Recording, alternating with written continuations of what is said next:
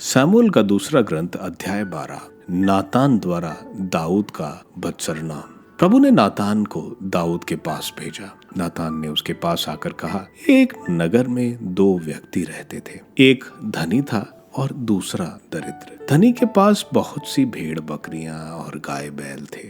दरिद्र के पास केवल एक छोटी सी भेड़ थी जिसे उसने खरीदा था। वह उसका पालन पोषण करता था।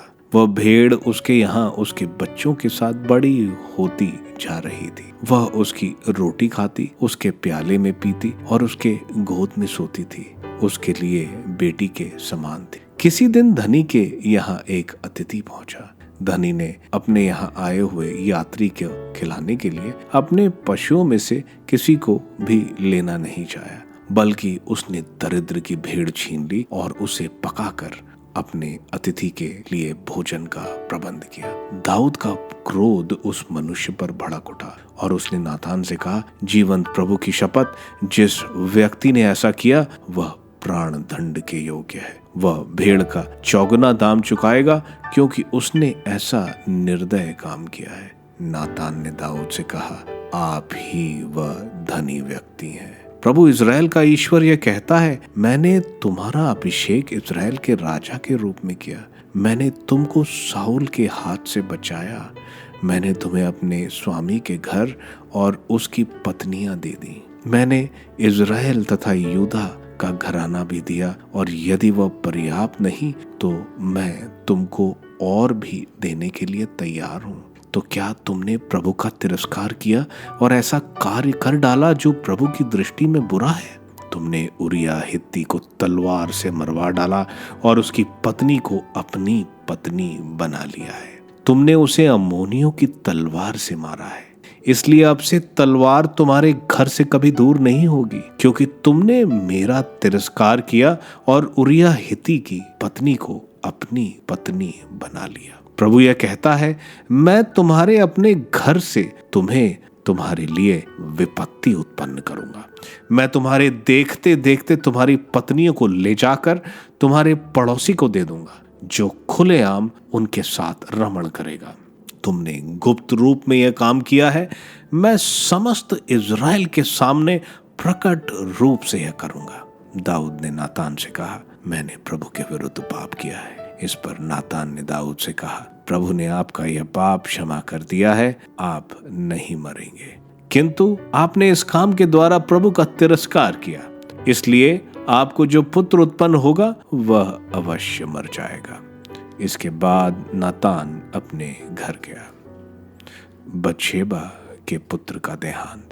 प्रभु ने उस बच्चे को मारा जिसे उरिया की पत्नी ने दाऊद के लिए उत्पन्न किया था, और वह बहुत ही बीमार पड़ा। दाऊद ने बच्चे के लिए ईश्वर से प्रार्थना की।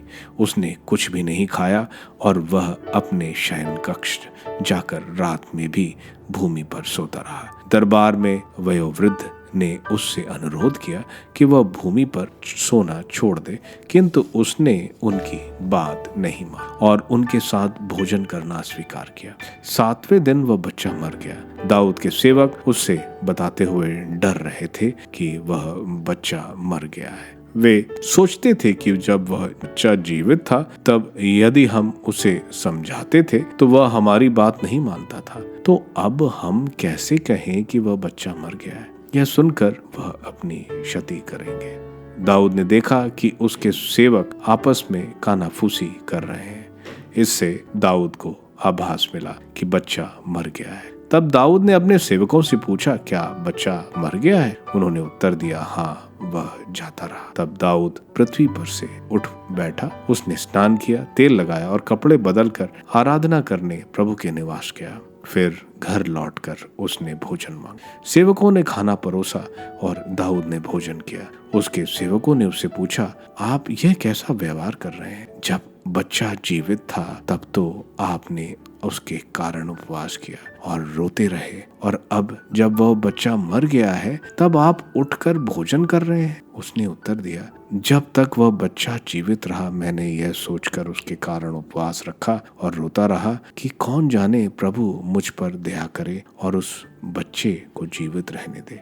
परंतु वह मर गया है, अब मैं किस लिए उपवास रखूं? क्या मैं उसको वापस बुला सकता हूँ? मैं उसके पास जा सकता हूँ, किंतु वह फिर मेरे पास नहीं आएगा। सुलेमान का जन्म।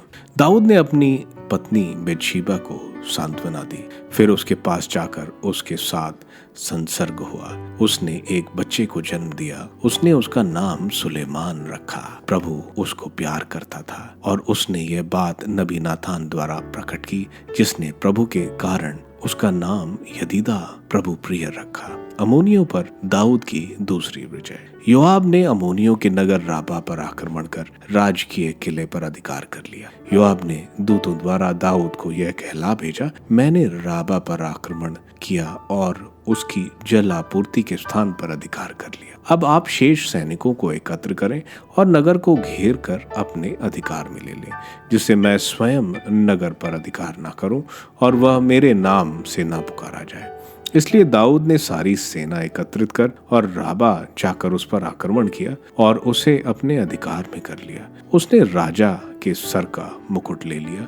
उसका वजन 1 मन सोना था और वह बहुमूल्य रत्नों में जड़ित था। वह दाऊद के सिर पर पहनाया गया। दाऊद ने उस नगर में लूट का बहुत सा माल प्राप्त किया। वह नगर के निवासियों को ले गया और उनसे आरो, लोहे की गेतियों और कुल्हाड़ियों से काम कराया तथा उन्हें ईंट की भट्टों की बगैर में लगा दिया। उसने अम्मोनियों के अन्य सभी नगरों के साथ यही किया। इसके बाद दाऊद अपनी सारी सेना के साथ यरूशलेम लौट आया।